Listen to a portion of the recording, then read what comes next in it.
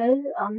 យើងរៀនពីរបៀបធ្វើ option ឧទាហរណ៍ថាយើងមាន2 option អញ្ចឹងនៅពេលដែល option ទី1អត់មាន tick option ទី2គឺត្រូវតែមាន tick ហើយនៅពេលដែល option ទី1មាន tick option ទី2គឺត្រូវអត់មាន tick អញ្ចឹងរបៀបគេធ្វើតោះតាមអ្នកនរគ្នាពេលដែលយើងចូលដំបូងយើងគូ rectangle មួយមកនេះនៅខាងនេះយើងគូ rectangle របស់យើងមួយមកអូខេបន្ទាប់មកយើងមាន rectangle មួយហើយអញ្ចឹងយើង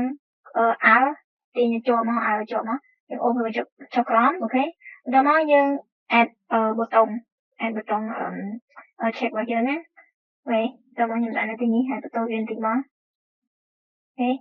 បន្ទាប់ពីយើងបានប៊ូតុងហ្នឹងហើយខ្ញុំ design ខ្ញុំដូរ color វាបន្តិចមកខ្ញុំដូរយកពណ៌អូខៀវអូខេហ្នឹងបន្ទាប់មកខ្ញុំមាន2ហ្នឹងហើយខ្ញុំបង្កើតខ្ញុំ select លើពាក្យវា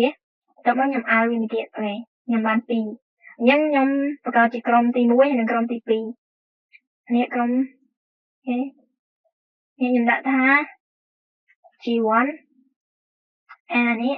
ខ្ញុំក្រុម selection ខ្ញុំដាក់G2 អូខេបន្ទាប់មកយើងមាន G1 ហើយនិង G2 ពីរហ្នឹងណាបន្ទាប់ពីយើងមាន G1 G2 ហើយយើងដូរអីគេយើងដូរ tick នេះដូរshape របស់យើងហ្នឹងណាអញ្ចឹងនៅពេលយើងដូរ shape របស់យើងហើយយើង select លើវាទាំងពីរមកដល់ពេលយើង select លើវាហើយយើងចូលនៅក្នុង component យើង click លើអាតូចរបស់វាមក option របស់វាហ្នឹងហើយយើងចុចអាទី2ដល់ពីចុចទី2ហើយអត់ទាន់អស់ណាយើងមកចុច combine វាសិនអូខេ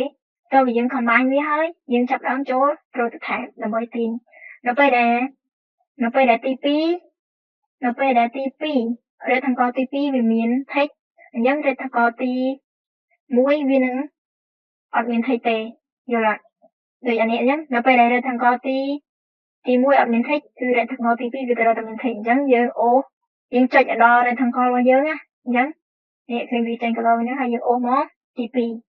នៅពេលដែល rectangle ទី1អត់មាន text គឺច្បាស់ណាស់ rectangle ទី2នឹងមាន text ហើយនៅពេលដែល rectangle ទី2អត់មាន text គឺ rectangle ទី1អាយ៉ា wait នៅពេលដែល rectangle ទីអូខេត្រូវហើយអានេះនៅពេលដែលអានេះអត់មានគឺអានេះគឺត្រូវតែមានយល់អត់អញ្ចឹងយើង on click ធម្មតាមកអត់បាក់សេរីអីទេគឺ on click អញ្ចឹងអានេះក៏ on click ដែរហើយអានេះក៏ on click ដែរអូខេបន្ទាប់មកក្នុងមួយករណីទៀតនៅពេលដែលអានេះមានគឺអានេះអត់មានទេយល់អត់អញ្ចឹងវាមាន4ណាអូខេបន្ទាប់មកខ្ញុំបង្កើត frame មួយមក frame ហ្នឹងហើយ component របស់ខ្ញុំដាក់ថាតេស្តអូខេ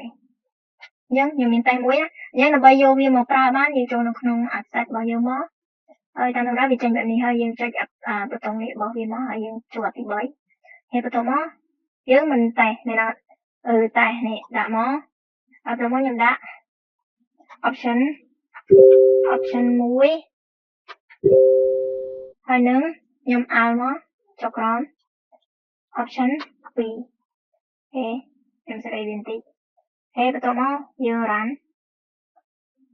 ចាំតិចដល់ពេលយើង run បង្កើតឡើងវាចេញ option ដែលយើងបានជ្រើសរើសមុនអញ្ចឹងយើងបើសិនជាយើងចុច option ទី1ច្បាស់ថា option ទី2ក៏អត់មានទេដល់ពេលយើងចុច option ទី2 option ទី1ក៏អត់មានវាផ្សេងគ្នាអញ្ចឹងណាកុំលក្ខណៈថាដោយសារយើងដបងទៅបើតែខ្ញុំដូចគ្នាដបងខ្ញុំគណនាច្រើនមែនទេថាអូធ្វើអានេះមិនអញ្ចឹងណាអញ្ចឹងអានេះវាជាវិធីសាស្ត្រងាយស្រួលសម្រាប់យើងទាំងអស់គ្នាអរគុណច្រើន